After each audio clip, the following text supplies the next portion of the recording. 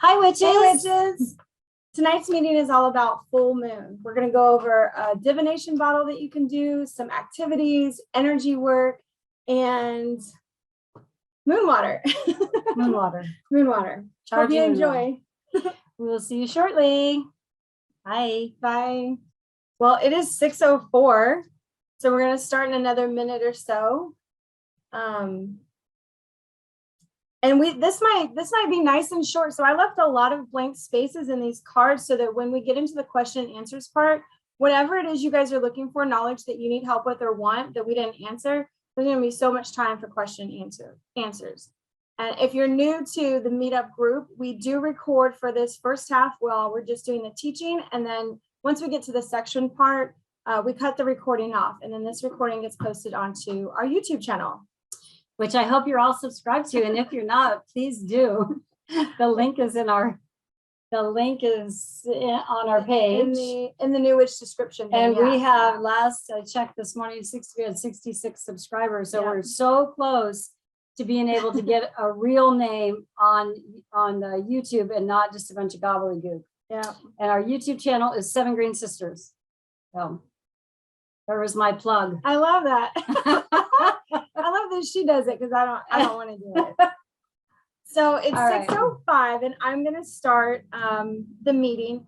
And you guys, I've been practicing witchcraft for 22 years. Next year I get to say 23, but I just figured out something that shocked me and I feel like I need to tell everybody. So if you find this information helpful or just really interesting, here it is. For whatever the full moon is, like the full moon coming up is Gemini. It's in the opposite. So if you're looking at the circle of the zodiacs, it's always in the opposite sign. So we're in Sagittarius season. The opposite sign of Sagittarius is a Gemini. So you're always going to have like all right. So I should post this too, because I made like a little record of it, a little wheel. But I'm a Pisces, so when it's Pisces season, there's only one full moon type that's ever going to be in the Pisces season for me, and that is Virgo.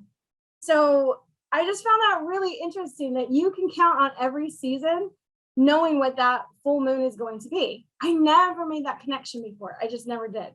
So that's really interesting. So there's some new knowledge. So that just goes to prove that you're never quit learning. You're never done learning as a witch. Never. So because 22 years in and she just found that out. I'm actually shocked that it was something that she didn't know before the research for this class. Because I think we get stuck in only looking out for things that matter to us. So what is the full moon during my month time or whatever? Or what's a full moon that I'm specifically looking for? Never did I write down the whole year and go, oh, wait a second. So every, Sagittarius season, it's the Gemini moon. Now, I have not connected what that actually means for the two signs and how that affects like your energy, your spells, or anything that you're doing specifically, but there's got to be more to that. I don't know a lot about the astrology connections for conjunctions. I'm pretty sure that's what it's called when they're aligned, but there's something there. So I'm going to post this in the meetup group photos area too. So if you wanted to check out, your season will always have the same full moon every year. And then you can learn about that full moon's energies and really understand like what's happening during that your year come around mark. Okay, so that was the first thing. For full moon, in case anybody doesn't know like why we have a full moon astronomically, so up in the sky, what's actually happening. At new moon, the moon is between us and the sun. But at full moon, it's the earth that's between the moon and the sun. So we've just switched places. So instead of the moon being absolutely dark because it's sitting in between the earth and the sun, now it's fully illuminated and we're dark. So this is when the moon is at its most powerful for us because it's reflecting all of the light. The most light that it can absorb from the sun is reflected down onto us. So that's what makes this like a high power time. It's the pool of everything. We're 60% water. It's why people kind of go crazy during the full moon or get restless or can't sleep.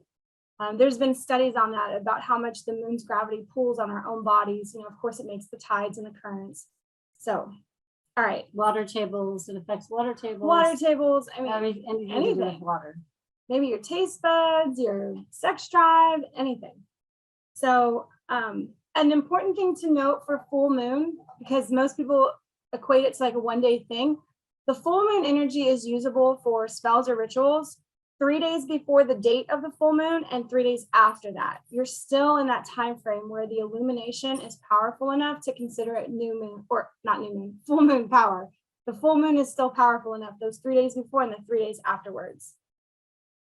So what is it about full moon that we really need to consider? Like, what's the energy that we're really focusing on?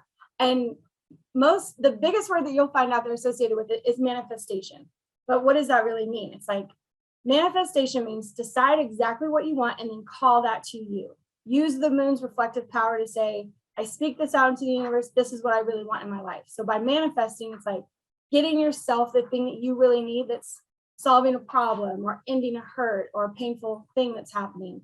But that's the full moon is all about bringing something into your life to fulfillment. So when we went over new moon a couple weeks ago, that's what we talked about, is what do you want to bring into your life and what can you start working on at new moon time frame? And then it's 2 weeks until the full moon, where it's like, I received this, I've got it, I've grown that much, I've done something that works towards that goal at full moon. So it's calling in what you really want. Just remember that at the full moon, I want you to be a lunatic, literally. Go outside, yell at the moon, talk to her, and tell her exactly what it is you want in your life. And then just like sit there in your thoughts with her, with all of her bright light. Hopefully, like I said, 6 days to do that in. So one of those days shouldn't be cloudy. That's what I always run into, the damn clouds. Okay. Oh, damn the clouds. Damn clouds. Don't What? damn the They're always clouds. ruining, comet scene Oh, and yeah, meteor yeah. showers and True. damn fog. Sometimes. I love it, but I also want to see stuff up in the sky that it stops me from seeing. So the other thing that you can think of full moon is doing is it enhances your own magical abilities. So if you already know that you're sort of, clairvoyant, clairaudient, if you get signs really strongly from the universe, if your team of light is backing you and like when you read your tarot cards, it's always on point. Doing stuff at full moon makes all of this way more intense. So if you want to ask like the really, really big things or the deep things, this is a time to get into that deeper divination.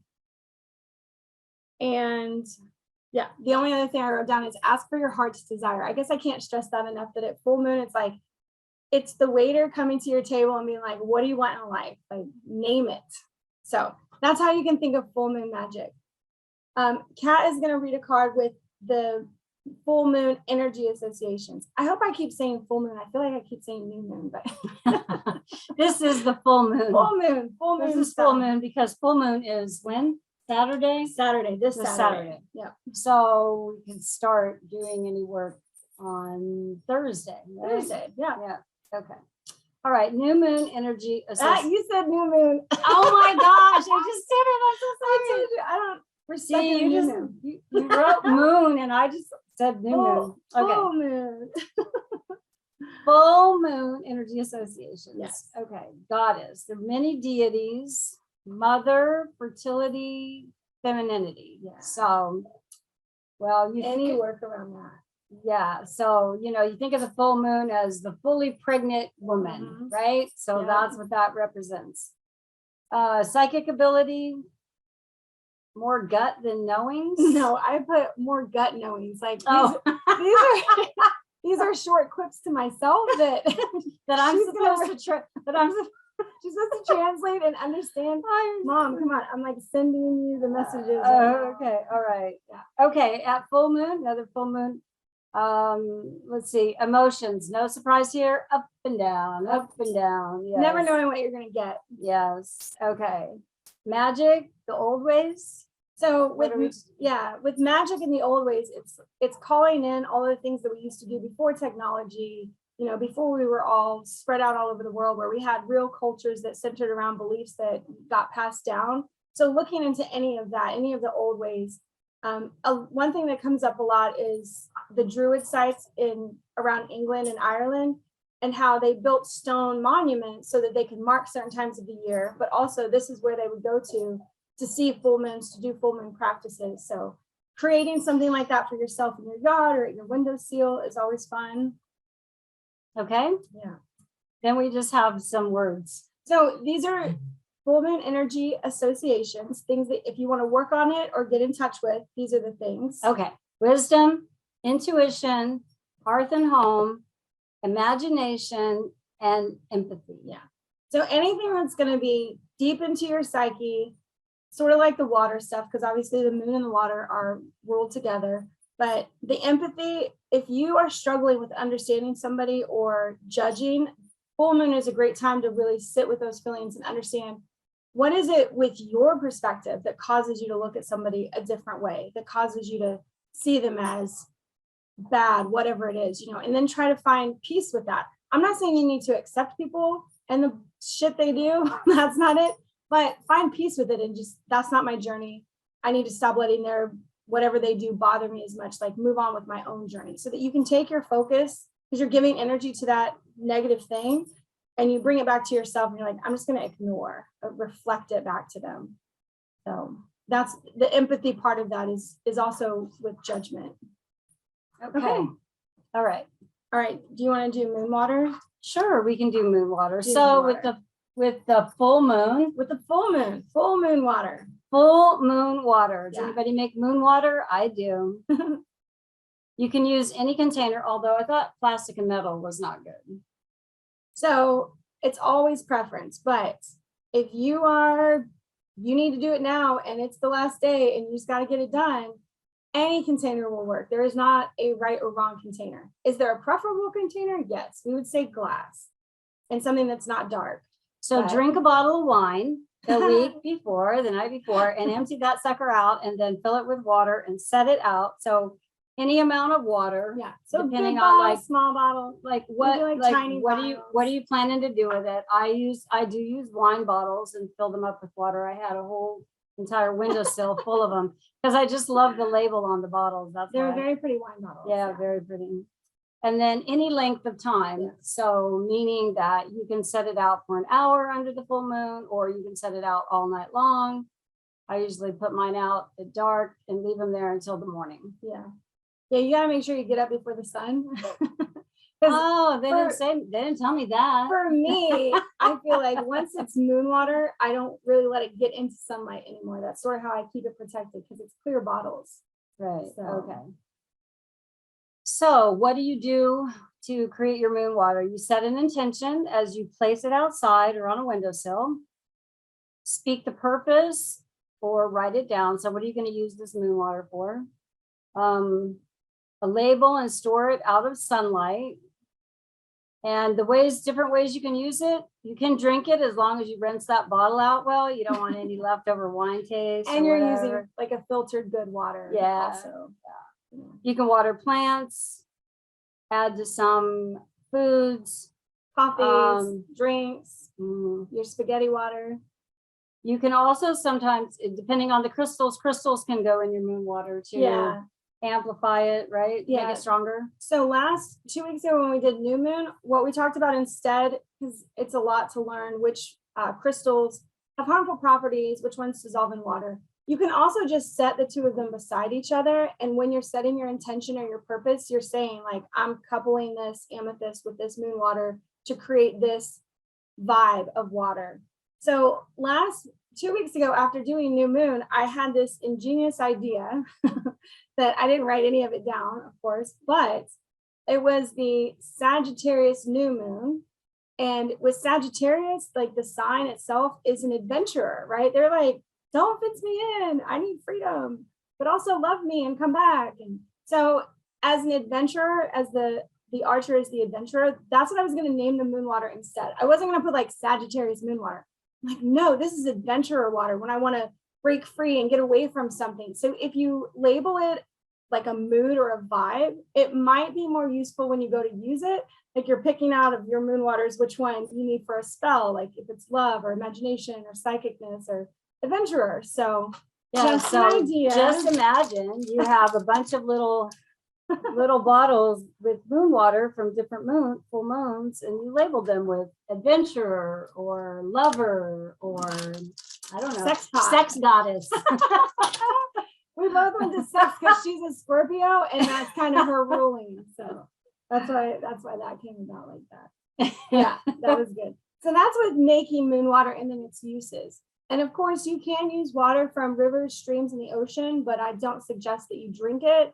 or put it on your plants, but it can be used in spells if you're doing it outside or you're mixing it in another bottle with things that you're not going to consume. That's all very safe. And if you wanted to put the stone in it at that time, it's totally fine. Oh, you know what? Something you didn't mention, you can Wow. wash with it too. Yeah, So yeah. you could use it on your face or wash your hair or something like that. You can make all kinds of little tinctures from it. Anything that water would go into to water it down, that would be fine. Yeah.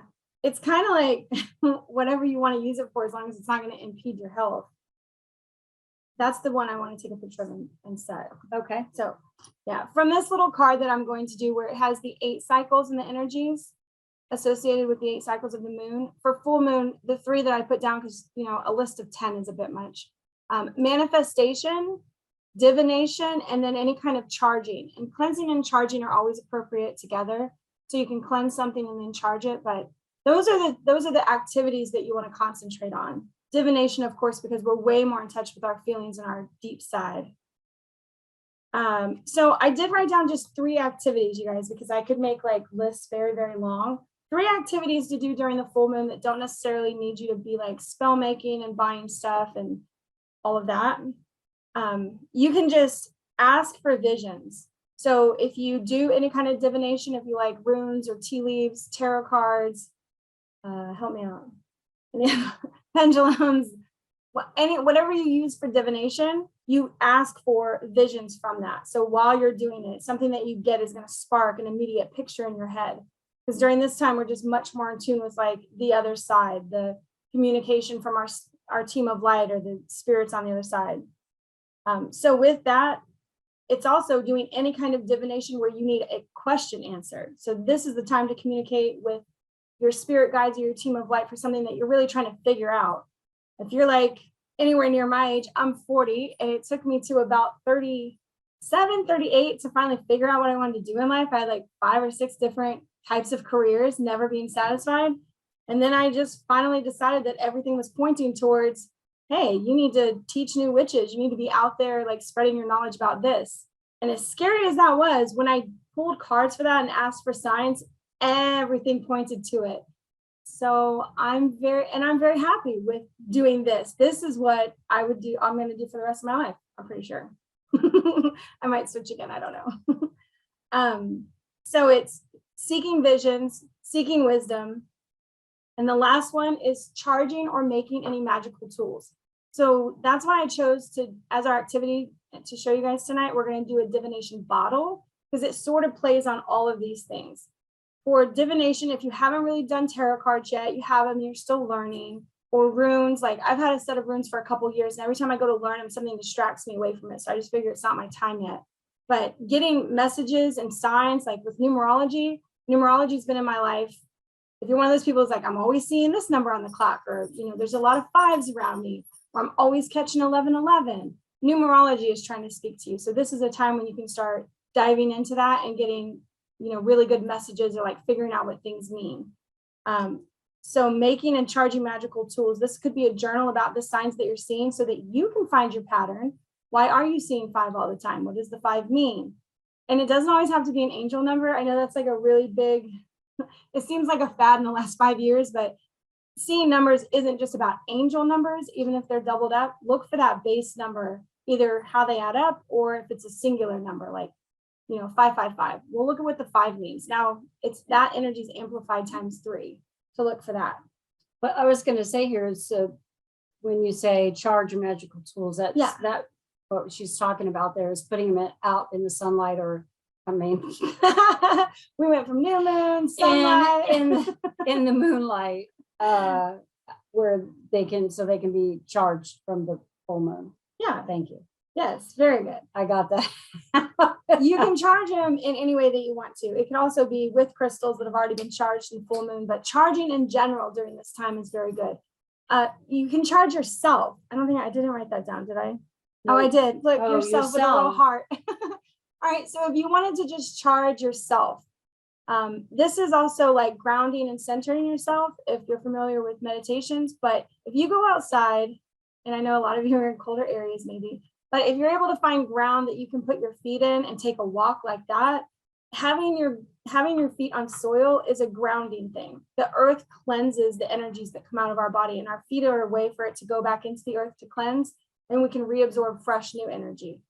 So if you can't get out into dirt and walk around in it, being anywhere around trees where you're breathing that in, any kind of earth cleansing like that is a way to charge yourself with clean energies. Because living in the cities, we're all bogged down and there's a ton of stuff, and I don't have to explain to you guys why that feels bad after a while, the emissions and all. So I did put on there just water, stones, crystals, and self. But anything that you want Any to charge, magical tools. any magical tools, wands and things, and your pendulums. People, Athame or Athame. Yeah. Athame. The Athame. Anything that goes on your altar, you could, if your altar's portable, you could take the whole thing outside and let it get cleansed in moonlight. I put my tarot. Or charged. I put my tarot cards out with To the charge them. last. Yeah, I charged all my Full moon or new moon? full. Full moon. Mm-hmm. I put everything out on the patio. All right, so pop quiz then. Okay. Since you did it at the last full moon, what was that full moon in? If we're in the Sagittarius full moon. Scorpio, Full moon. See? which is my, her sign. actually, that's my sign, but you're saying that if it's in Scorpio, it's the Oh, that's opposite. right. So it's Taurus. The then. Taurus full moon. Yeah. Yeah, see, I already got it wrong. I got to remember that. Well, now I have to learn the opposites of all the signs, which one more thing to learn. Okay, so for tonight's activity, you guys, I want to teach you how to make a divination bottle. And again, nothing here is concrete. It's pick and choose the things that you feel most associated with or like most comfortable with. And it can be as little as like 1 or 2 of these items or more than just what I've got here. But a divination bottle is basically a bottle of some kind. I brought different sizes, but it's a bottle that you're going to put things in that symbolize what you want to grow.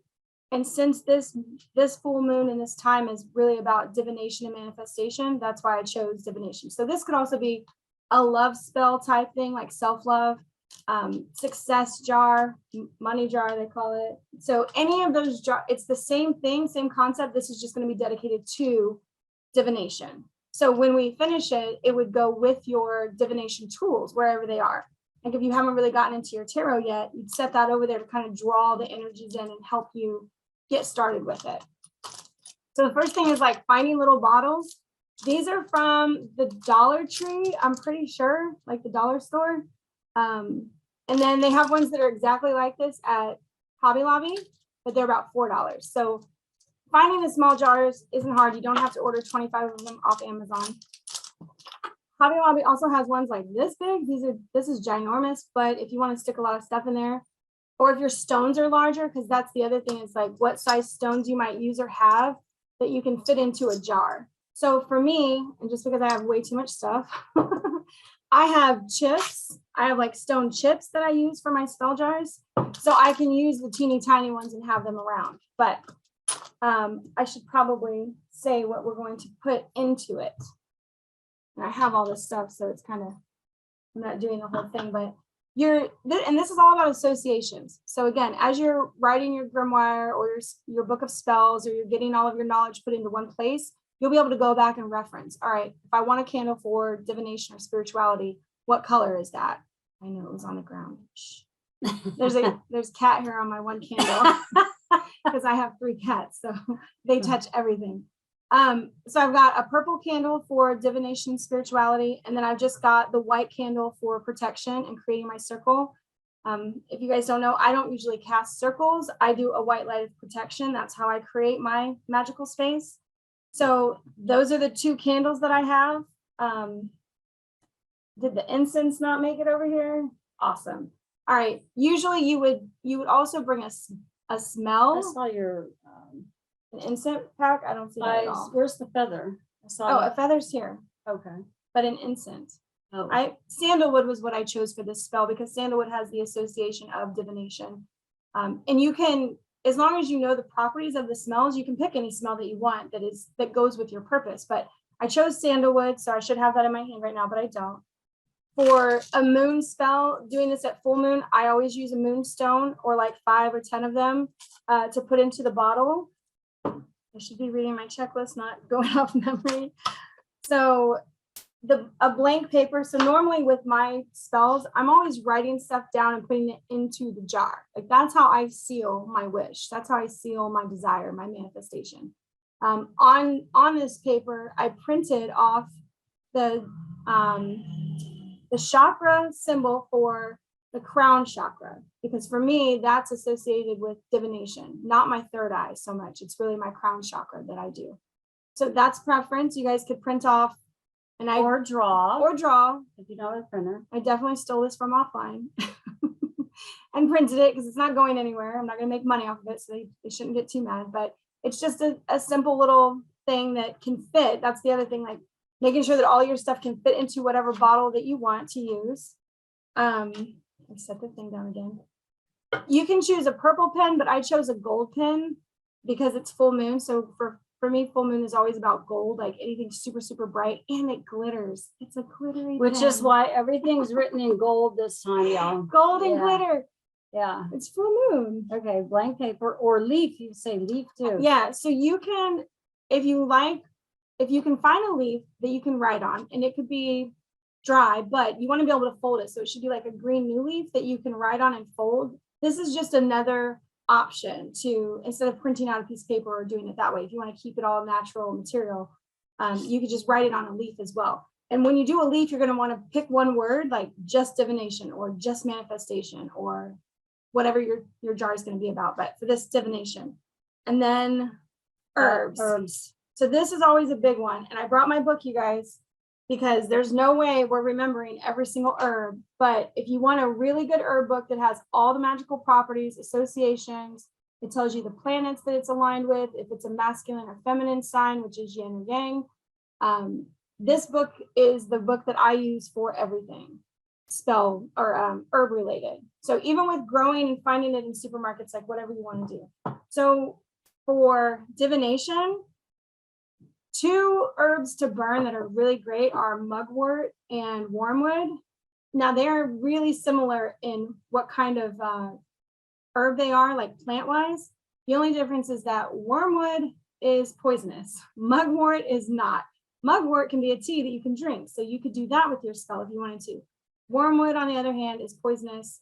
Burning it is okay, but ingesting it is no. So, of course, I don't have mugwort. I have wormwood. So I've got my wormwood ground up herb that I just got at a local witch store. And then bay leaves, which you can get in your supermarket at or what is it? Seasoning aisle, you know, they sell bay leaves like that. You do not have to get the super organic expensive ones if you don't want to. They're not much different. And if you get a big bottle like this, you could definitely use your bay leaf to write on. But if you're using the smaller bottle, it's going to end up crumbling, and that's not really. There's no wrong, but it just doesn't feel good when you crumble up the thing that you're trying to manifest. So I would say don't do that. Did I get it all? Oh, you did. Other herbs, because you can grow flowers that also have the same properties. Marigolds, if anybody loves marigolds like I do, I'm obsessed with them. They are good in so many spells. Cinnamon, so just cinnamon powder or cinnamon sticks. Seaweed, if you live near the water, go collect some of that stinky ass seaweed and dry it and keep it in a jar. It's actually really good for spells. Lemongrass, if you grow that, that's like a normal ornamental grass. And then peppermint and rose. So those are also things you can find at the grocery store. You can buy fresh mint and dry it. You can grow it. Mint grows like a weed if you put it in the ground. And then roses. So if you buy yourself roses, dry them and then save the petals. So those are the extra ones that also go in with divination. And I'm definitely going to take a picture of this card for all of this stuff and put it online. So if you guys miss something, we're going to get it on there later. So then we have some additional options that you could add. Yeah, I'm gonna go through this first and I'll let them see sort of, I should do it. Let you see how it's actually done. And then you can decide if you want to add in these other things, because some people add other things that make it bound to you. So the difference is having something that does not have particles of you in it or your animals. Like your hair clippings. I didn't even write down nail clippings because I just think that's gross, but people do that. Nope. So we're just going to start with the regular bottle. I didn't light the candles because I don't want to make a mess on my mom's table. I don't have my altar cloth or anything with me. But you would end up sprinkling in. There's something to say with all of this. Should I try to say it while I do it? Sure. And let them see. Okay. So if you haven't done a spell before, you do pre-ritual work, which is, for me, I light my candle and say, I ask my team of light to be here with me while I do my magical workings. No negative energy may enter. My space is secure until I break it. So that's simple. In my head, I imagine a white light going around this space so that, nothing can get in. Not that I think that stuff does, but one can never be too sure. So with my tiny bottle, I add stuff in, and each time I'm adding an element into the bottle, have it say something to you, or you say something to it. Like, all right, I know that this is wormwood and it's technically toxic, but it does bring in really good visions, dreams, and psychic powers. So I just say, I add the element of psychic powers to my jar. Where'd the other little guy go? Oh, okay. For my bay leaf, same thing. Bay leaves are also protection. So adding in that you want to protect yourself from any, you don't want negative stuff going into your jar. With this bay leaf, I also bring in psychic intuition, visions and insights. So I'm going to stick him in there. You can see why the size of things matters. Why does that sound funny? And then with my moonstone, I'm just worried about this poisonous one with tank. Oh God, yeah, I forgot your dog eats everything. My dog eats everything. He does. Every stick, acorn, leaf, feather, everything. Okay, there, it's all up. Okay. So then I have my small moonstone chips, and depending on how many you have and what jar you have and how much stuff you want to put in there, you can make it say, you can say things to it like, this stone, represents my will to manifest. This stone represents my will to have prophetic dreams. This stone represents my request to have better divination with my cards. And you can just say it until you run out of things that you want to manifest in your life and bring with your divination, or space if you run out of space. But as you do it, just everything that you put in the bottle, give it an intention, set it with something that means something to you, your own words, and nothing has to rhyme. Because if you have to rhyme it, then you got to think, and thinking messes up the flow. So as you add in your stones, and you don't have to do moonstone, you can do amethyst. Yeah, purple stones, amethyst and moonstone for divination. If you find another one that you connect with more, that's cool. So now I would write down on my paper in my gold pen, and I didn't cut this beforehand. I thought I was going to use the bigger one, but I've got my symbol for divination that I really want, and I'm just going to write on here divination, because that's all I really want help with in this time for this bottle. And then you can fold it or wrap it, but yeah, that's still not small enough. So fold it in half. Normally what you do with things that you write on is you pick a color that's associated with your desire. So I have a purple string as well, and you wrap it in that to seal your wishes in. You can add purple wax to this right now if you wanted to. Anything to seal in what you're asking the universe for. You get that into your spell jar very carefully. I chose too small of a bottle. Practice, guys, practice. Next time I do this, it'll be beautiful. So I've got everything in the bottle, and then we'll talk about the additives afterwards. The last part is once you cap this, you're not going back. So you're setting your intention for this is going with my tarot cards and bringing me better divination messages. So once I screw that on so that you know that your spells are never broken, this is why they put wax on it in case anybody didn't know. You have your purple candle that's starting to be lit, and you're just going to put wax around wherever the seal part is so that you can tell if it's messed with. That's why we wax them, to seal it in, so that if somebody gets into it, and then you need to discard it and start over. So that is as easy as it gets. I feel like that was pretty easy. The hardest part is, you just said sit with it, pushing your energy into it. Yeah, because there's going to be putting hands on it in a second. Okay. Because it's activate, right? So we've got our whole jar and all of our intentions in this. Now I do something called activation. I don't know if that term, if I just made it up or read it somewhere, but I call it activating it. Once I get all my stuff in there and it's together. So there's a card. Here's activate. Okay, you want to read that? So I'm gonna like sit with it. All right.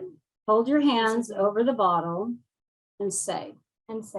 Oh, okay, so this is loosely put Psychic together. powers, divination. Call upon. I say call on your on- team of light or whoever you work with, a deity, just the universe, the moon, whoever you want to call to help you put energy into your bottle. Empower these items to see, hear, and be open to the universe messages. Help others, to help myself. This bottle brings magic, so mote it be. That is it. So that's how you activate it. You So that's actually, like, activated. Say a little. Yeah. It's almost like thing. you can think of the same thing as like a prayer. Prayer and spell work are so closely related because you're sending a request out to be answered or to activate something. And that's all this is. It's just, that's your spell words to activate it. Anything that you want to add to that, you can. As far as words go, what you want to say to your team or your deity or your just the old gods, the earth gods, whoever it is. Just because we're doing this at full moon doesn't mean you have to use a moon goddess. You can use whoever you're comfortable with to activate, because there are lots of people that work with divination as far as deities go. So you can call on one of them as well to bring them into your space. All right, now we're going to get into the weird shit that sometimes people put in their spell jars and stuff. So I only have one of these things. Well, no, two technically, but it's animal items. So additional things you can put in there because they mean something to you. Make sure that the things you put in your jar mean something to you, not just random shit. So sacred animal items. So if you have an animal that you are really like strongly drawn to, because that's divination, that's like psychic connection between you and these animals, put something of them. Like it could be something physical. Don't hurt anything to get it. But if you pick up feathers like I do, I have about 1 million of them. You can use a feather if you connect birds with divination. If you connect snakes with divination Yeah. and you find snake skin, Which I found one today. You did? Oh, really? In my mint garden, I did. Oh, wow. He shed. He was a big snake. Yeah, when you get a chance to collect snake skins, store them in a jar and label them. So Yeah. you might use them at some point in time. I've seen bones, but I'm not going out and collecting dead animal bones. So that's not happening for me. I've seen that. Yeah.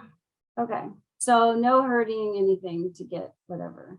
Yeah, because some spells call for certain animals, things like a chicken claw. And I do not have chickens, nor would I slaughter one.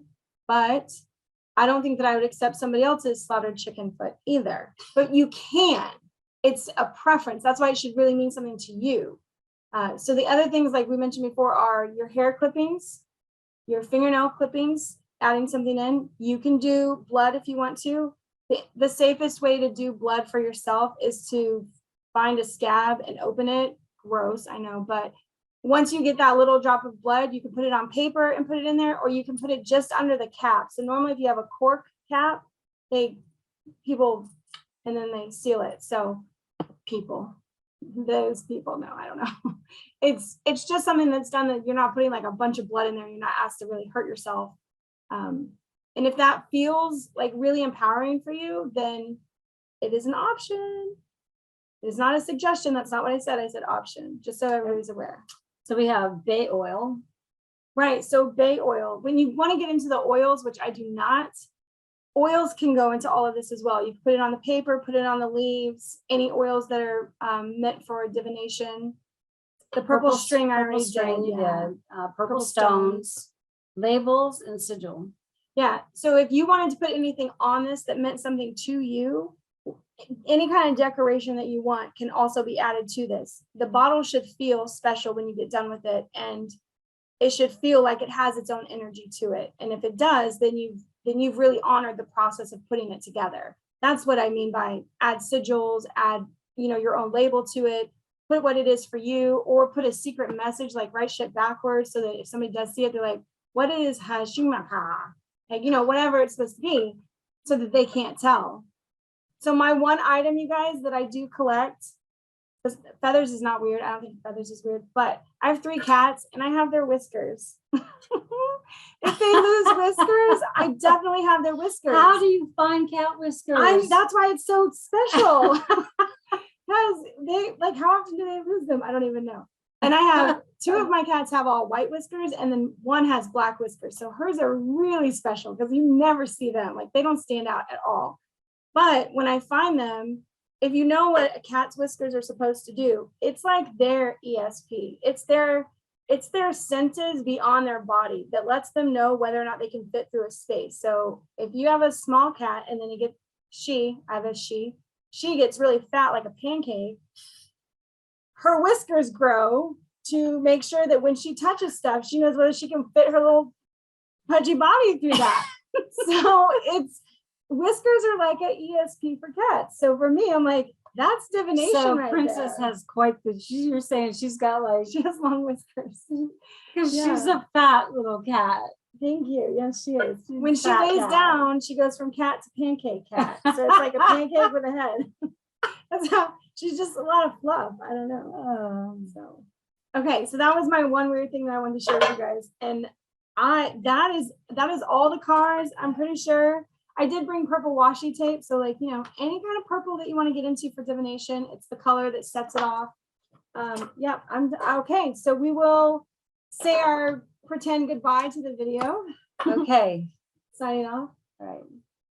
And that concludes Full moon. full moon Magic. We are not great at this yet. That's okay. All right, take 2. Thanks for coming, everybody. It was a great meetup. Full moon magic. Like us, subscribe. I'm doing the plugs. You're supposed to help me. All right. Okay. We'll see you next All week. right. So that's it. We'll go ahead and Okay. stop the recording. All right. Okay.